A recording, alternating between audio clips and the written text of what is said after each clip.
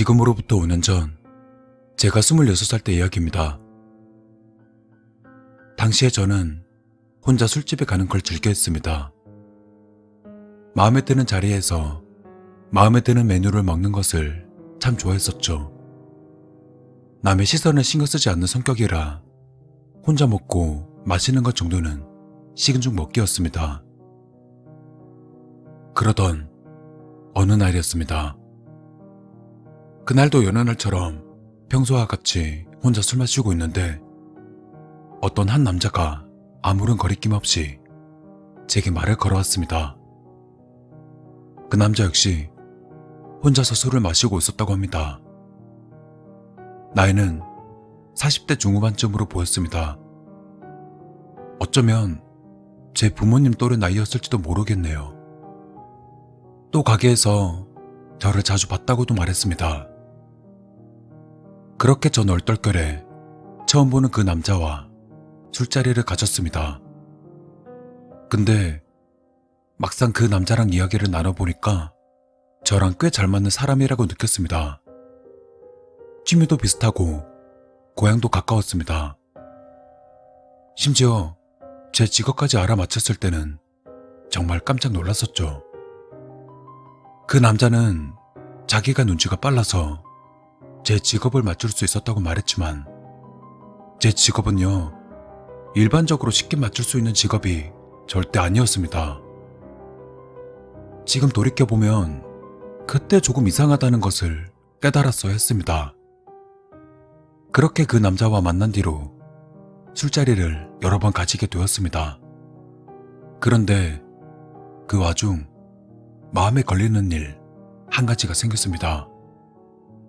무작정 그 남자는 제가 살던 고향으로 놀러 가자고 막 조르는 겁니다.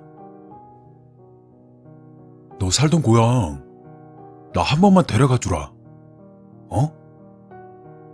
매번 그 남자를 볼 때마다 이런 똑같은 말들을 들었었죠.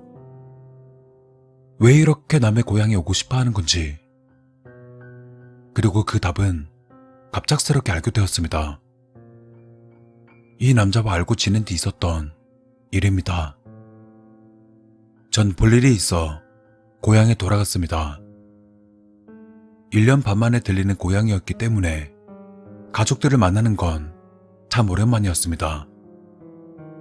그런데 1년 반이라는 세월 동안 제 동생에게 사건이 있었나 봅니다. 오랜만에 만난 여동생은 스토킹을 당하고 있다고 제게 털어놓았습니다. 그때 제 여동생은 고등학생 2학년이었습니다. 오빠인 제가 말하는 것도 좀 그렇지만 제 동생은 누가 봐도 예쁜 편이고 동네에서도 인기가 많아서 끈질긴 남자들에게 시달린 적이 몇 번 있었다고 들어왔습니다. 그런데 이번엔 스토커라니.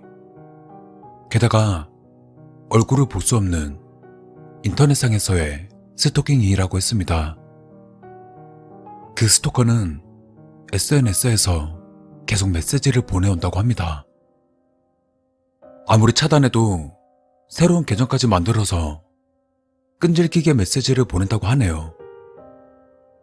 불안이 가득한 얼굴로 자세한 이야기를 해주던 동생의 모습이 아직도 기억납니다.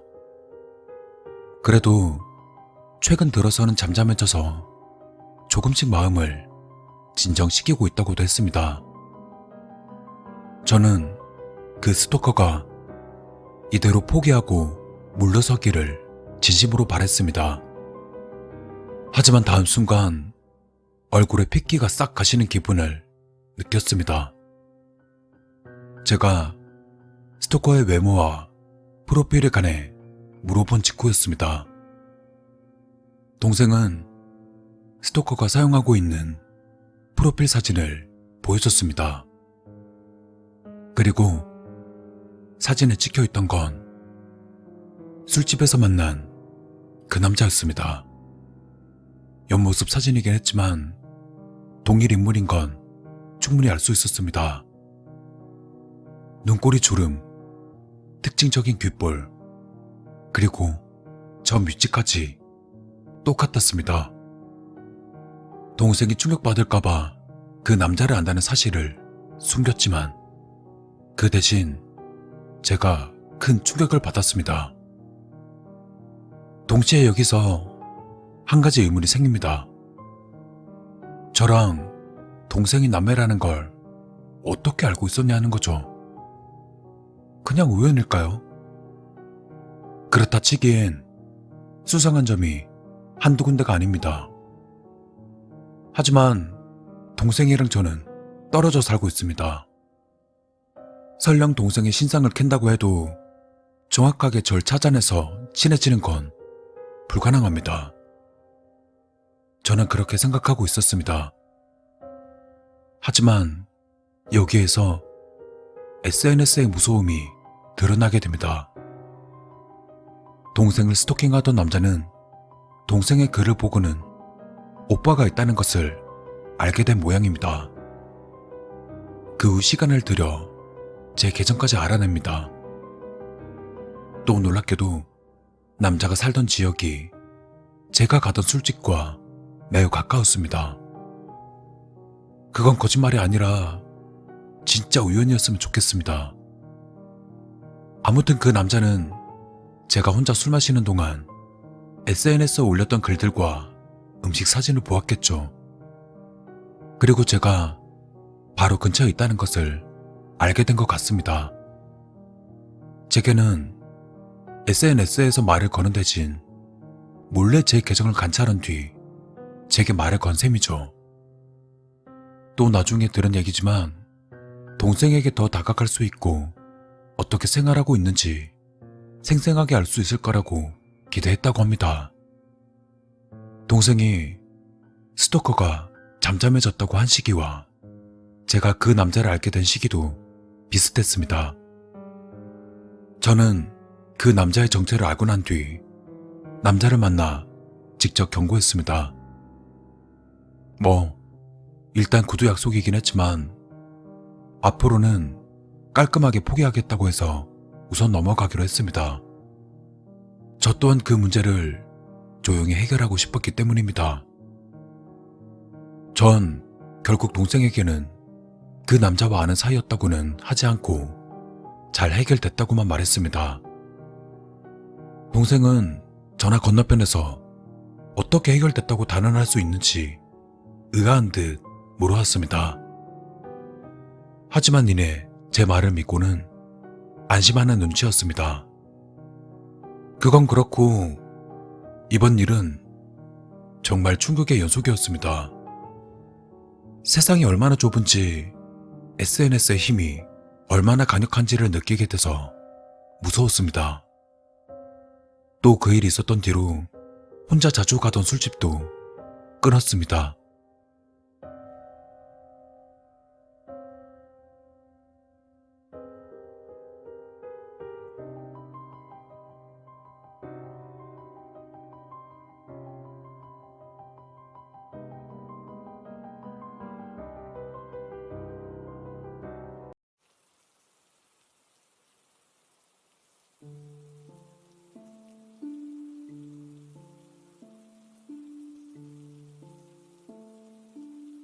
석훈은 여느 때와 같이 편의점 아르바이트를 하고 있었다. 이날은 친구 명진이와 술 약속이 있었던 탓에 살짝이나마 석훈의 표정은 들떠 있었다. 이윽고 퇴근 시간인 10시가 되어 다음 교대자와 인수인계를 마친 뒤 석훈은 가방을 들쳐매고 매장을 나섰다. 아쉽게도 약속 장소는 걸어서 갈 만큼 가까운 거리가 아니었다. 덕분에 그는 집과 반대 방향으로 발걸음을 옮긴다. 열차를 타고 약속 장소로 향하던 석훈은 음악이나 들어야겠다는 생각으로 이어폰을 귀에 꼽았다. 7 정거장만 가면 되기 때문에 딱히 할 것도 없었던 석훈이었다. 휴대폰의 재생 버튼을 누르자 그가 즐겨 듣는 노래가 흘러 들어온다. 이어폰 음악에 맞춰 작게 입을 중얼거리며 흥얼거리는 석훈. 친구와 만나기로 한 역에서 전철의 문이 열리자 그는 기다렸다는 듯 빠르게 쏘아 나갔다. 그가 손목에 차고 있는 금색의 아날로그 시계가 10시 30분을 가리킨다. 약속 시간이 40분임을 감안하면 넉넉하게 도착한 것이나 다름없었다. 술집들이 밀집해 있는 번화가의 거리가 석훈의 시야에 들어온다. 그는 담배나 한 대 필 요량으로 으스큰 나무 밑으로 걸어갔다.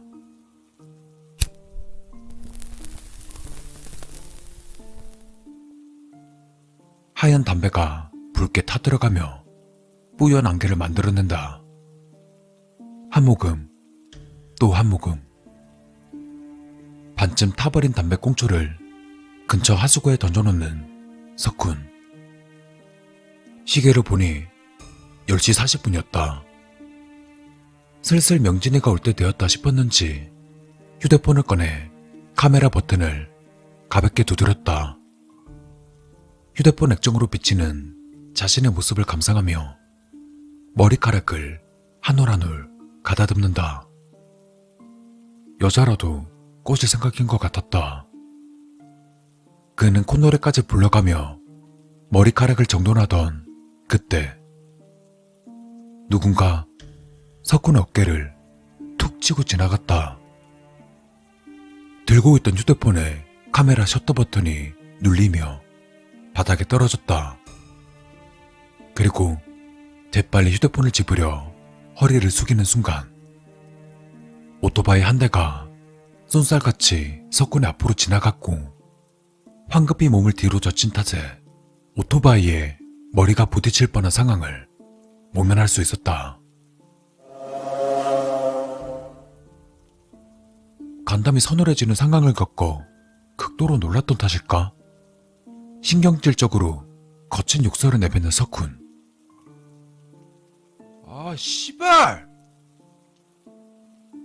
정말이지 사과도 안 하는 비양심적인 인간에다가 한술 더 떠서 사람을 칠 뻔하고도 뻔뻔하게 뒤도 안 돌아보고 사라지는 비양심적인 인간들에게 우라통이 치미는 석훈이었다. 그리고 이내 조금 진정이 되었는지 주위를 한번 훑어본 석훈은 떨어진 휴대폰을 집어들었다. 순간 때마침 울리는 휴대폰 벨소리.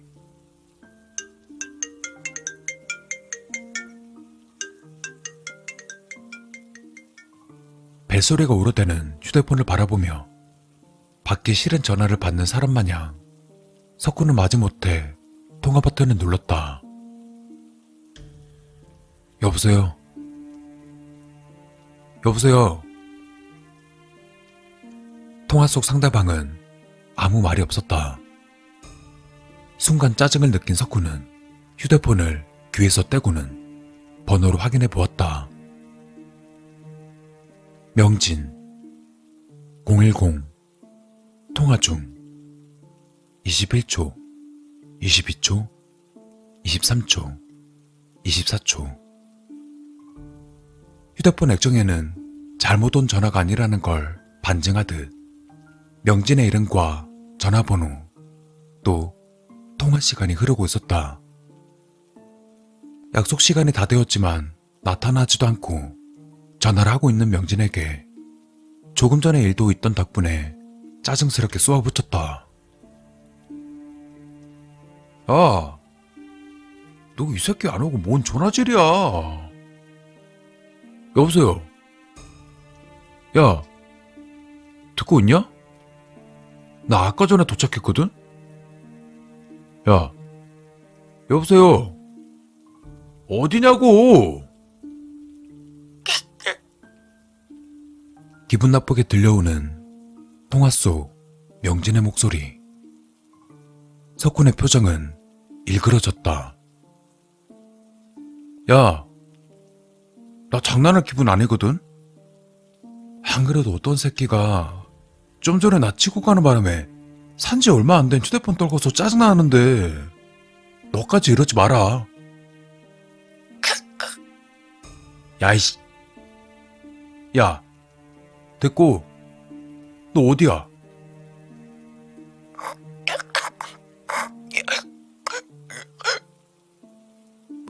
야, 뭐라고?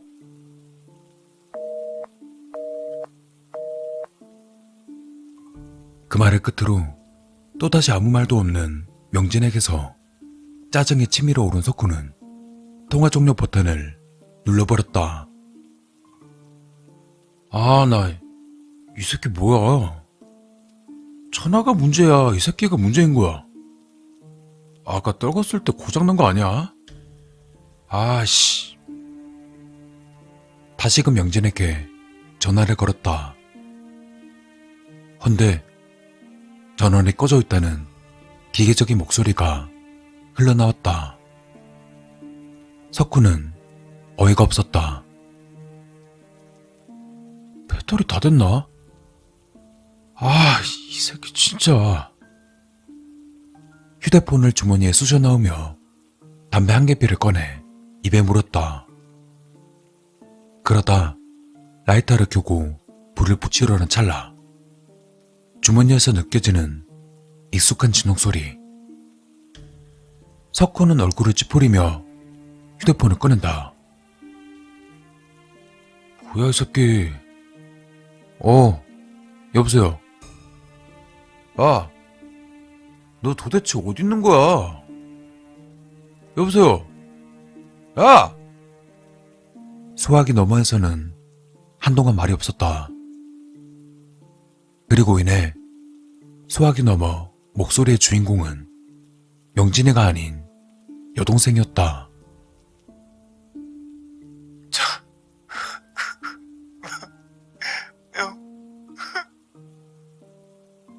그녀의 목소리는 울고 있는 것인지 심하게 떨리는 탓에 알아듣기가 매우 힘들었다. 그나마 자신이 오빠였기 때문에 동생이란 걸 알아차릴 수 있었던 것 같다.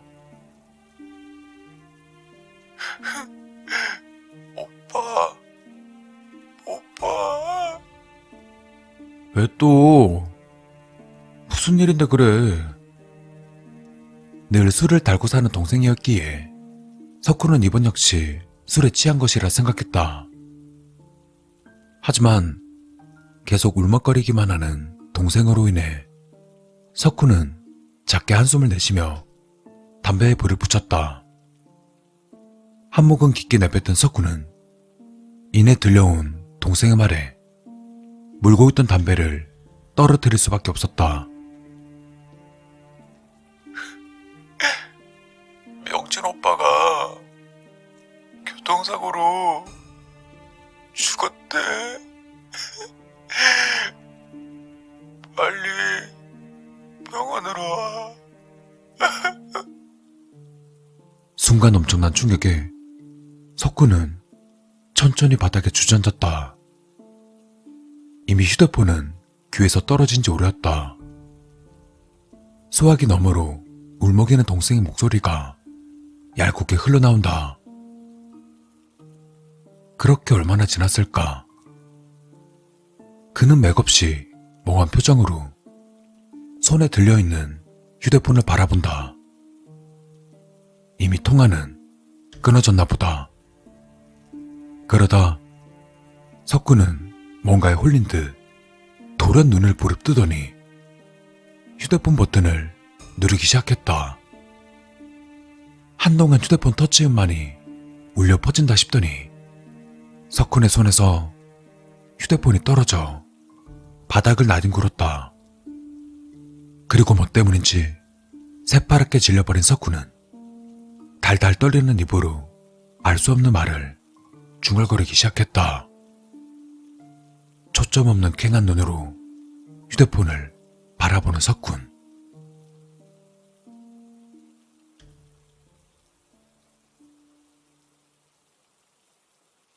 거기엔 머리를 매만지는 석훈의 뒤로 얼굴이 그이하게 짓이겨져 피투성이인 명진이가 씩 웃는 모습이 담겨져 있었다.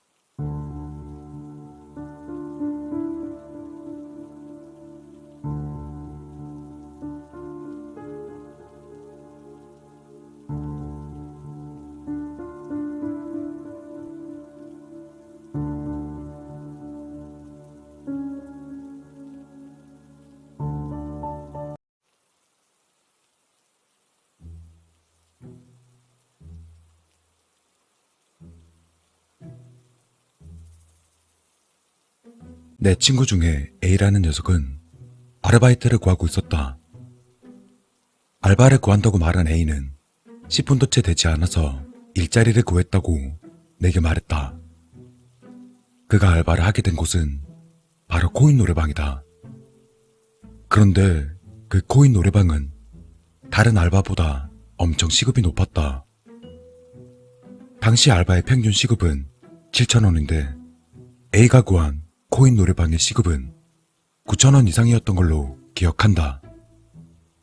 그리고 그 친구는 심야 시간 마감 알바여서 시간당 15,000원 정도 받았었다. 노래방이 문을 닫는 시간은 새벽 3시. 친구는 저녁 10시부터 새벽 3시까지 짧은 5시간을 일하지만 하루에 받는 시급은 75,000원이었다. 세상에 그런 꿀같은 알바가 있냐고 왠지 사기일 것 같다며 나와 친구들은 A를 놀렸었지만 사실 한편으론 부러워서 그랬던 것 같다.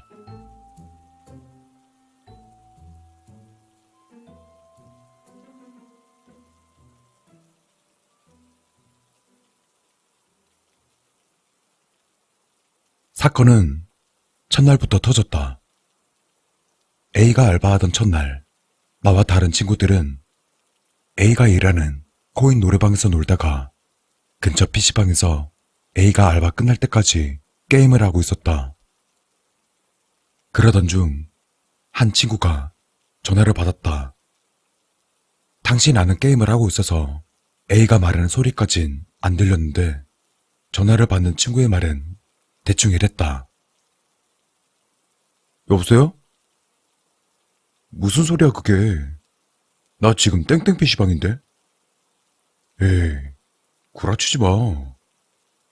뭐? 잠깐만 기다려봐. 그러더니 전화를 받은 그 친구가 갑자기 일어났다. 야, A가 지금 귀신 봤다고 빨리 좀 와달래. 애가 막 울면서 말하고 있어.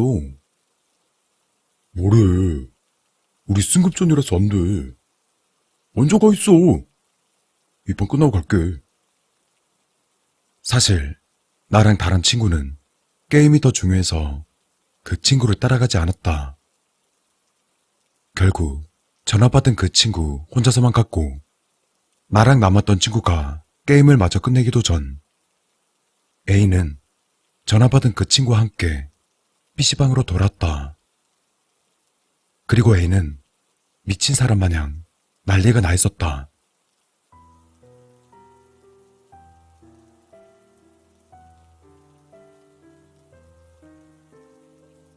A가 해준 말은 이렇다. A가 새벽 3시가 다 되어갈 때쯤 손님들이 없었던 시각에 어떤 한 부스에서 노랫소리가 들렸었다고 한다. 그 노랫소리는 여자의 노랫소리였다고 한다.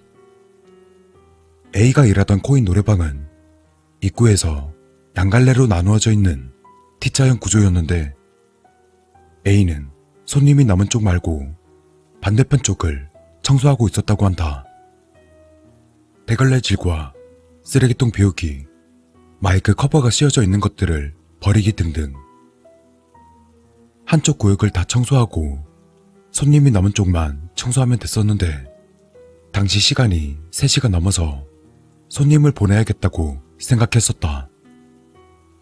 그리고는 여자 손님 혼자 있는 부스 쪽으로 다가갔는데 갑자기 이상한 소리가 들렸다고 한다. 여자가 흑흑대며 흐느끼고 있는 소리였다.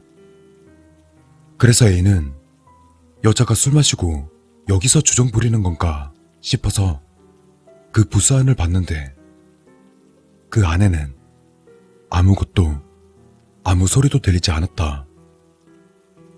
A는 다급히 문을 열었고 마이크만 바닥에 떨어져 있는 채로 아무도 없었다고 한다. 소름이 돋은 A는 곧바로 우리들한테 전화를 걸었다. 그리고 그때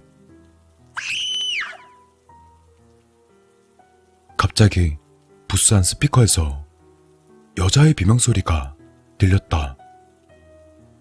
A는 결국 노래방 밖으로 도망쳤고 전화를 받고 달려간 그 친구와 만나서 PC방으로 온 것이다.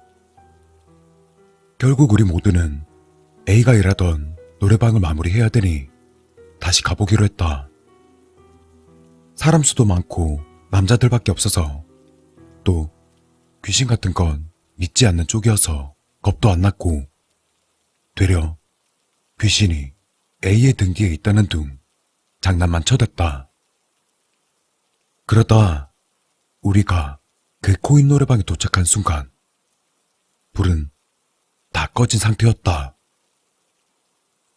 A야, 그 와중에 불은 다 끄고 나왔네. 아, A야, 우리만 게임에서 삐졌냐? 우린 A가 지어낸 이야기다. 그냥 우리 게임 빨리 끝내게 하려고 꾀를 쓴 것이다 라고 말했지만 우리 모두는 들었다. 어두운 노래방 구석 쪽에서 흐느끼는 여자의 울음소리.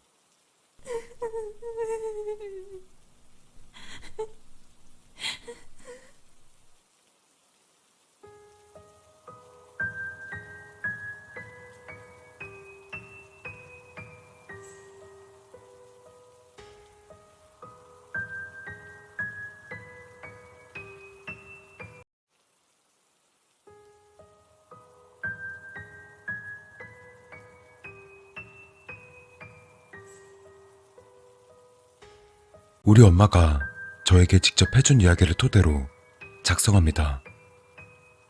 저희 엄마는 학창시절 여고로 나오셨고 해당 여고에서 유명했던 무서운 개설이 있다며 제게 말하셨습니다.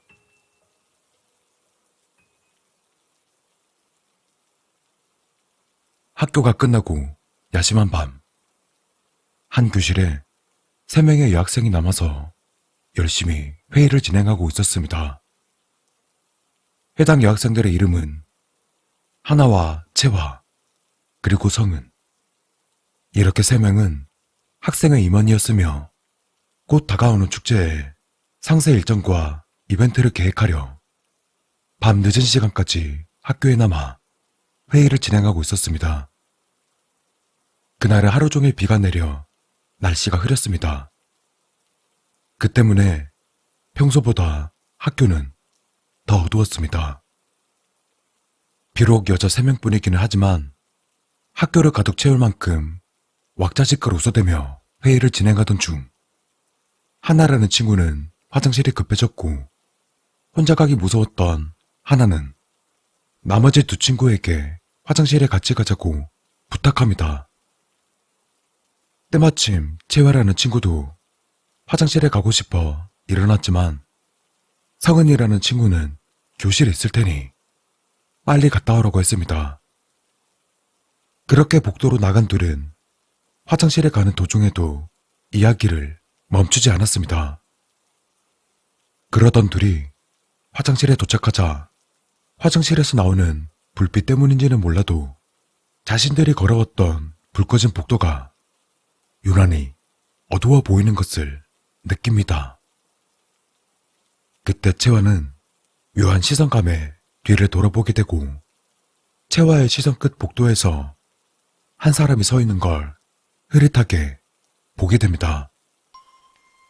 그걸 본 채화는 하나에게 말을 걸었고 이상함을 느낀 둘은 그 형태를 유심히 쳐다보게 됩니다. 처음에 둘은 경비 아저씨인 줄 알았지만 자세히 들여다보며 흐릿한 형체가 조금씩 보이는 순간 경비 아저씨가 아니라는 걸 바로 알게 됩니다. 그 사람은 키가 엄청 컸지만 체형은 굉장히 말랐고 팔과 다리가 매우 길어 보였습니다. 그리고 이상한 점은 전체적인 형태는 흐릿하게 보였지만 얼굴만은 선명했습니다. 그것의 입은 귀에 걸릴 정도로 크게 찢어진 상태로 아주 환하게 웃으며 그 둘을 쳐다보고 있었습니다. 하나와 채화는 도망쳐야 된다는 걸 알았지만 공포심에 발이 떨어지지 않았습니다. 그리고 그때 복도 끝에 있는 사람이 조금씩 움직이기 시작했습니다. 채화는 극심한 공포에 고개를 숙이고는 눈을 감았지만 울음을 터뜨리던 하나는 끝까지 그것을 바라보았습니다. 헌데 자세히 보니 그냥 움직이는 것이 아니고 웃는 얼굴을 한 채 긴 사지를 위아래로 흔들며 춤을 추는 듯한 모습이었습니다. 그렇게 잠시간 춤을 추더니 한순간에 뚝 멈추고는 정자세로 하나를 쳐다보다가 갑자기 엄청난 속도로 뒤로 뛰기 시작해 시야 밖으로 사라졌습니다. 그렇게 그것이 사라지자마자 채화는 옆에 있던 하나의 손을 잡고 화장실로 들어옵니다. 둘은 화장실에 들어와서도 공포심에 정신이 반쯤 나간 상태로 머물게 됩니다.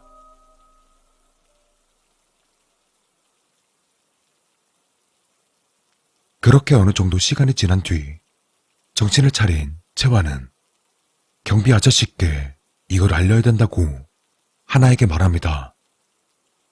그걸 들은 하나는 그 말에 동의합니다. 그렇게 둘은 조심히 화장실 문을 열다가 잠깐 멈추더니 혼자 교실에 남아있는 성은이에 대해 이야기합니다. 그걸 들은 채화는 화들짝 놀라며 빠르게 화장실을 나가서 교실로 뛰어가기 시작합니다. 헌데 분명 교실은 불이 켜져 있어 멀리서 봐도 불빛이 보여야 정상인데 아무런 불빛이 보이지가 않습니다. 채화는 불안감을 느낍니다. 그렇게 둘은 뛰어서 교실로 돌아옵니다. 헌데 불은 꺼져 있습니다. 그런데 성은이가 앉아있던 근처의 창문이 활짝 열려있고 커튼이 흩날리고 있었습니다. 둘은 엄청난 불안감을 느끼며 활짝 열린 창문으로 다가섰고 창문을 통해 아래를 보니 사지가 기괴한 모습으로 꺾여있는 성은이가 보였습니다. 둘은 빠르게 1층으로 내려갔습니다. 또 성은이의 상태를 확인했지만 가까이서 보는 성은이의 상태는 더욱 참혹할 뿐이었습니다. 그렇게 늦은 밤 학교에는 많은 경찰들이 몰려왔습니다. 그리고 며칠 뒤 성은이의 죽음은 그 어떤 타살 증거가 발견되지 않아서 말도 안 되는 자살 사건으로 마무리됩니다.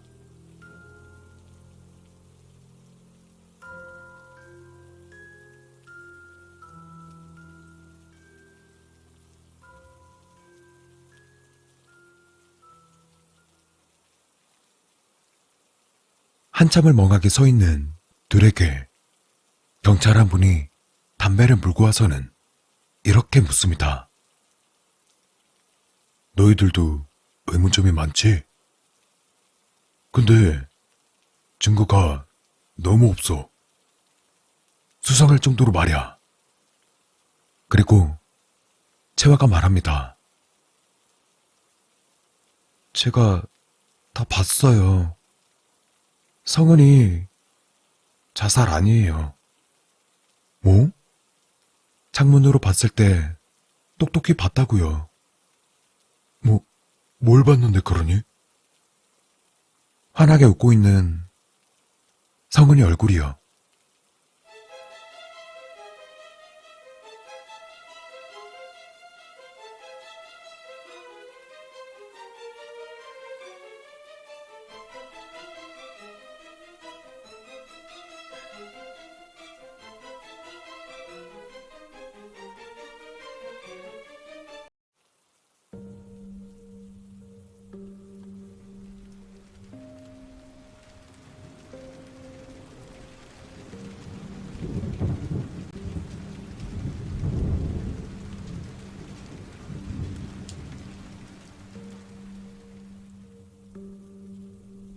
하늘에선 세차게 쏟아지는 비와 엄청난 바람이 거세게 몰아치고 있었다.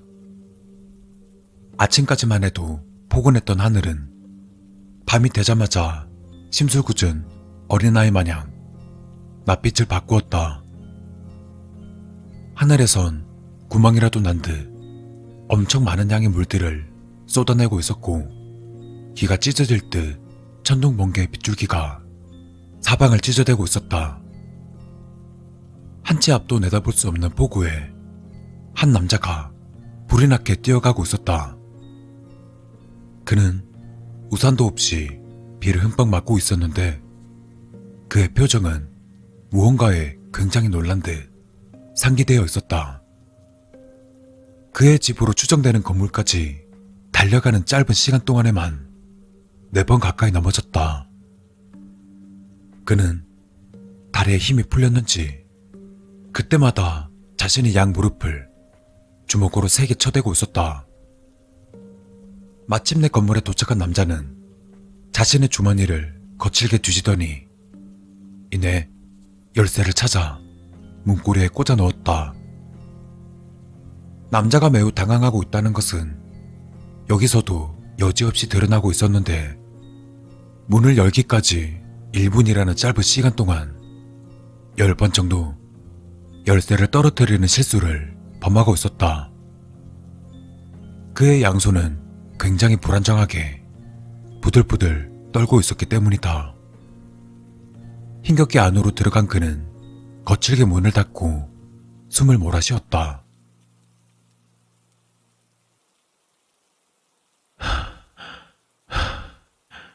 말도 안 돼. 내가 이런 짓을? 정말일까? 내가 착각하고 있는 건 아니겠지? 그는 손가락을 물어뜯으며 굉장히 초조한 표정을 하고 있었다.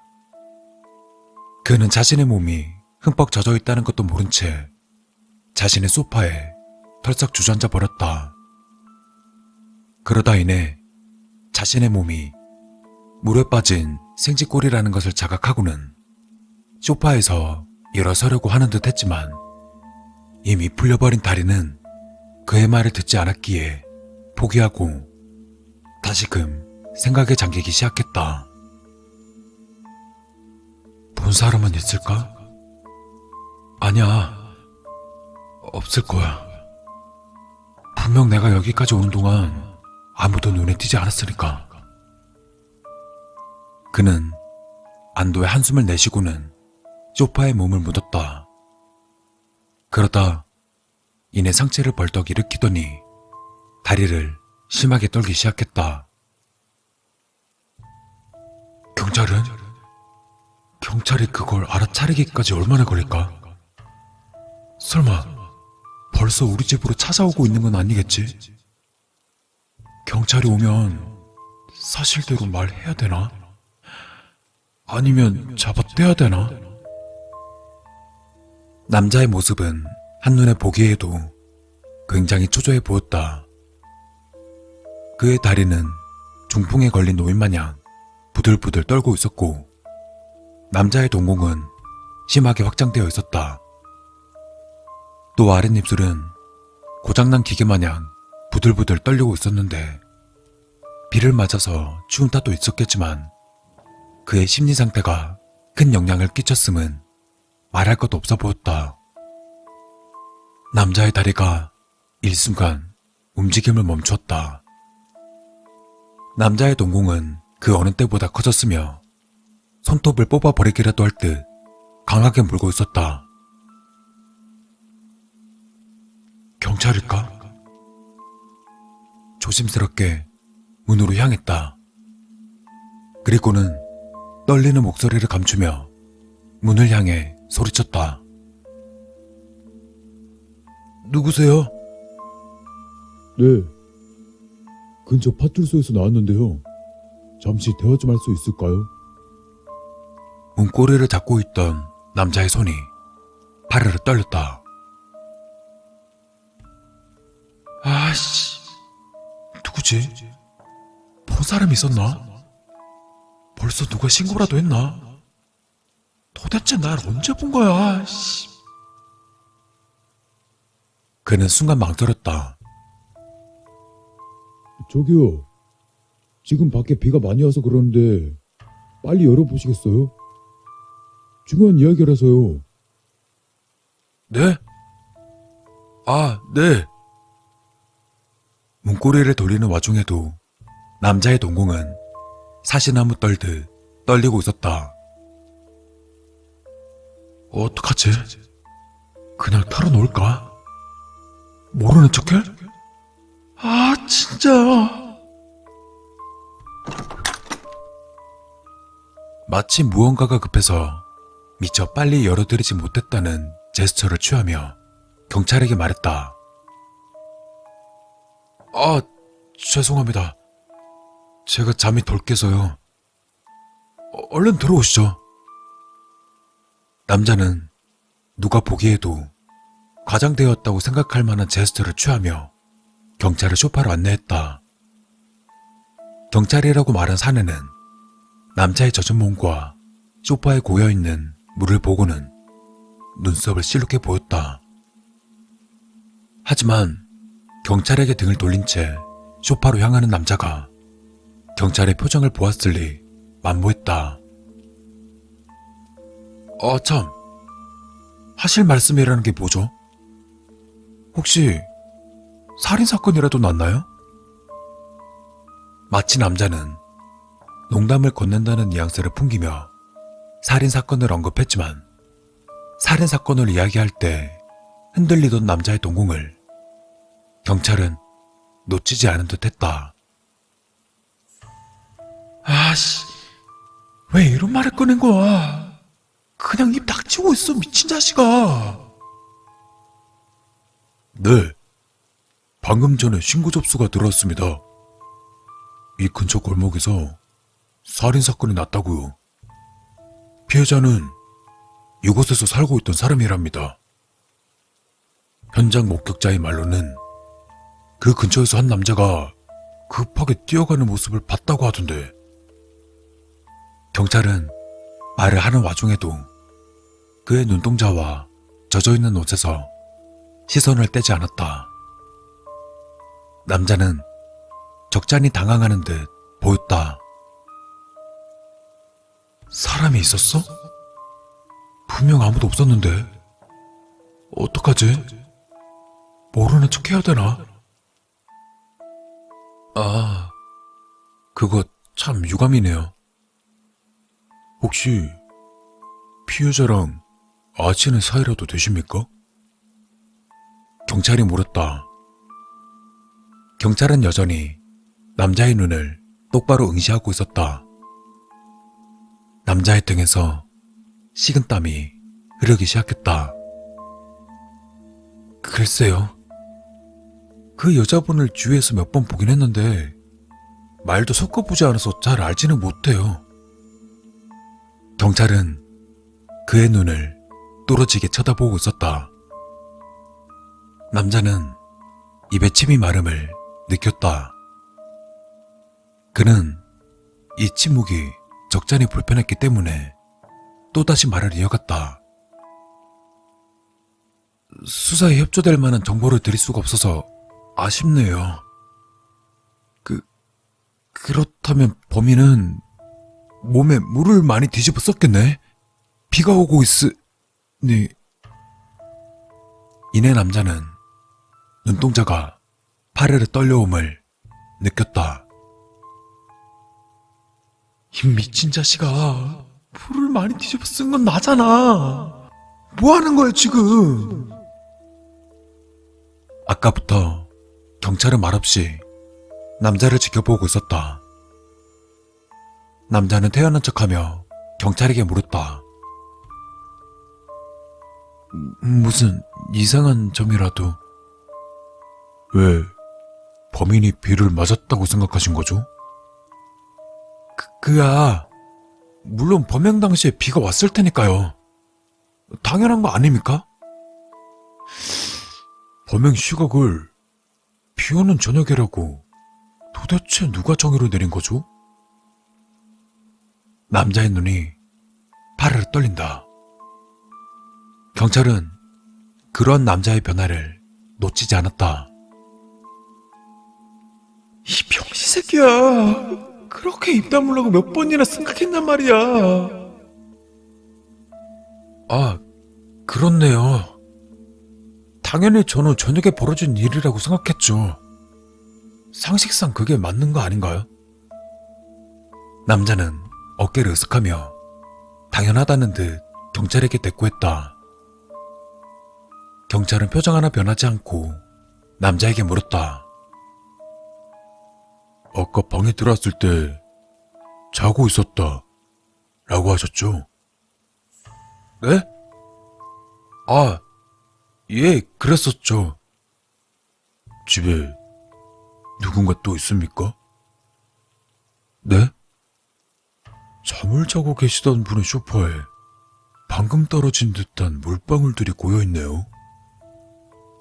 거기다가 자고 계셨던 분의 옷차림이라고 하기엔 부자연스럽다고 생각하지 않으십니까? 남자는 자신의 옷차림을 들여다보았다. 누가 봐도 방금 막 외출하고 들어온 사람 같은 수트 차림. 거기다가 지금의 날씨를 알려주듯 젖어있는 옷들. 남자의 등에서는 식은땀이 흐르다 못해 폭우처럼 쏟아지고 있었다. 그래서 지금 나를 의심하는 겁니까? 남자는 경찰에게 되물었다. 마치 난 아무 잘못이 없고 억울할 따름이요 하는 태도였다. 경찰은 남자의 눈을 똑바로 응시하더니 조용히 말했다. 아니, 뭐 그런 뜻은 아니었습니다. 기분 나쁘셨다면 죄송합니다. 계속 이야기하죠. 네, 얼마든지요. 남자는 안도의 한숨을 살짝 내쉬었고 경찰은 그 와중에도 남자에게 시선을 떼지 않고 있었다. 그렇다면 흉기에 대해서 말씀드리겠습니다. 범인은 독일제 나이프로 피해자의 복부를 수십 차례 찌르고 목을 긋고 달아났는데요. 제가 탐문 수사한 것에 따르면 이 근방에서 독일제 나이프는 딱 한 군데에서만 팔더군요. 맞습니까? 남자는 경찰의 물음에 고개를 갸웃댔다. 남자의 눈은 온통 물음표로 가득 차 있었다. 계속해서 경찰은 뚫어지게 그를 응시하고 있었다.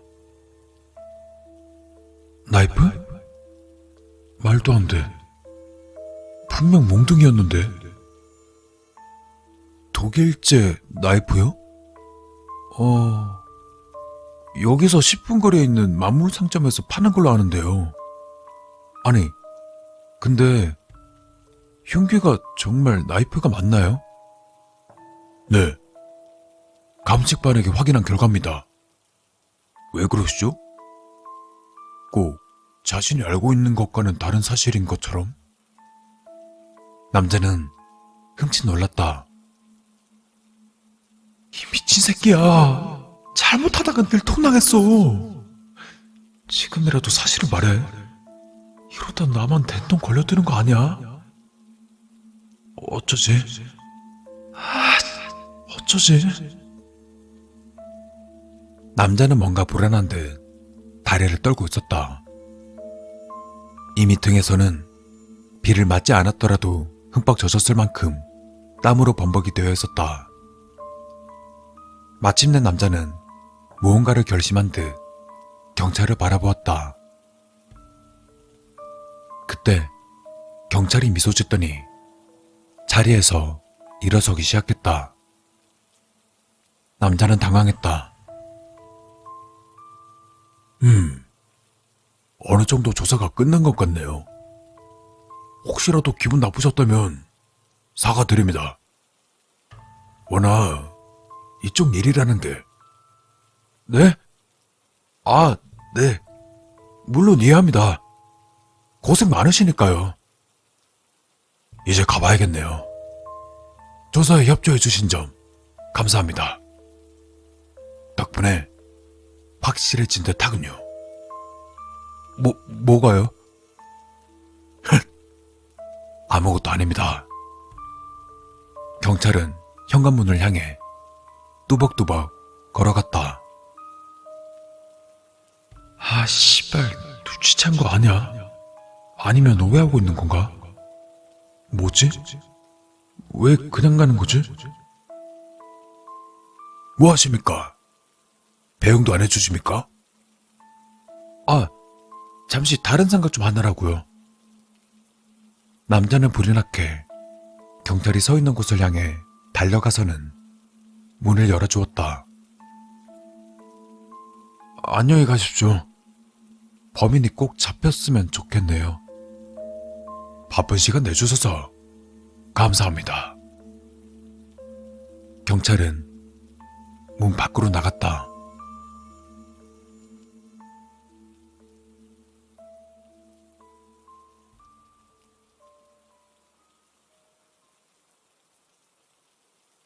남자는 안도의 한숨을 속으로 삼키며 몸을 돌렸다. 그리고는 현관문을 닫으려 했다. 툭. 무언가가 문에 걸쳤다. 마치 발을 문 사이에 껴넣은 듯한 소리였다. 현관문 밖에서 아까 그 경찰의 목소리가 흘러나왔다. 범행의 흉기는 나이프가 아니라 야구 방망이. 당신은 이미 알고 있었겠지. 그러니 그런 반응을 보인 거고. 남자의 등에서는 또다시 폭우가 쏟아져 내린다. 그리고 결정적인 단서. 난 당신에게 단 한 번도 피해자가 여자라는 사실을 말해주지 않았다는 거. 남자는 뒤를 돌아서려고 했다. 하지만 이미 자신의 등 뒤에 딱 붙어있는 경찰 때문에 그럴 수가 없었다.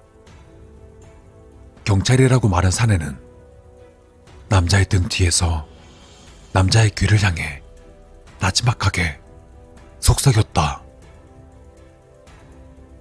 너 봤구나.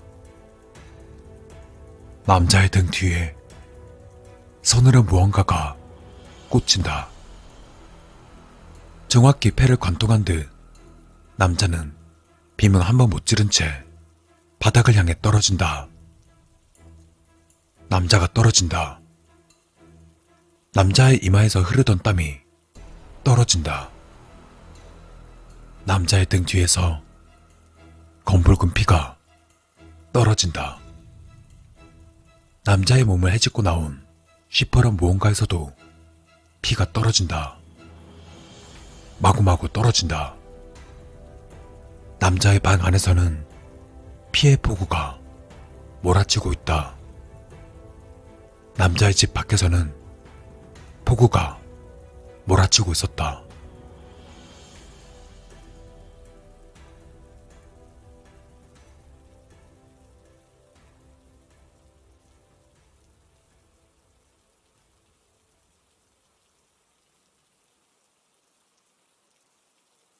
지금으로부터 1시간 전, 남자는 연신 욕을 내뱉어대며 집을 향해 달려가고 있었다.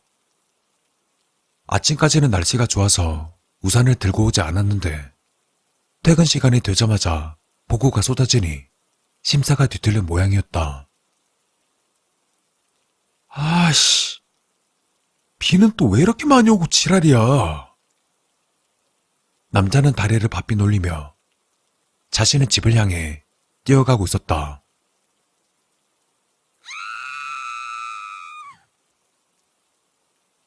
벼랑간 남자의 귀에 찢어질 듯한 고음이 날아와 꽂혔다. 남자의 발걸음이 멈추었다. 뭐야? 내가 잘못 들은 건가? 남자는 여자의 비명소리가 울려 퍼졌다고 생각되는 골목으로 향했다.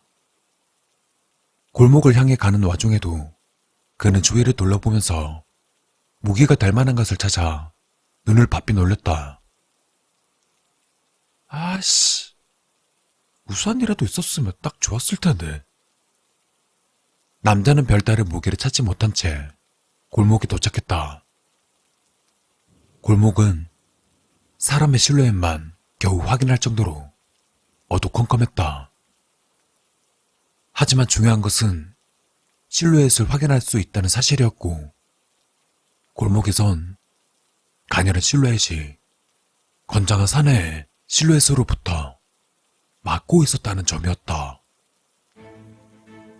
남자는 자기도 모르게 비명을 내지를 뻔했지만 가까스로 자신의 입을 틀어 막았다.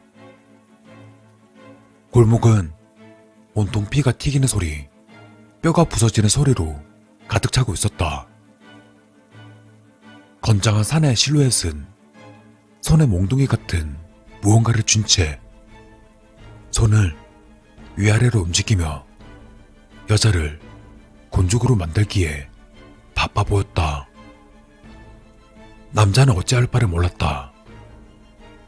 불의를 못 참는 이 남자의 성격에 비추어 본다면 지금 이 상황은 절대 그냥 넘어가선 안 되었지만, 지금 자신에게 무기가 없다는 불리함에 섣불리 행동할 수 없었다.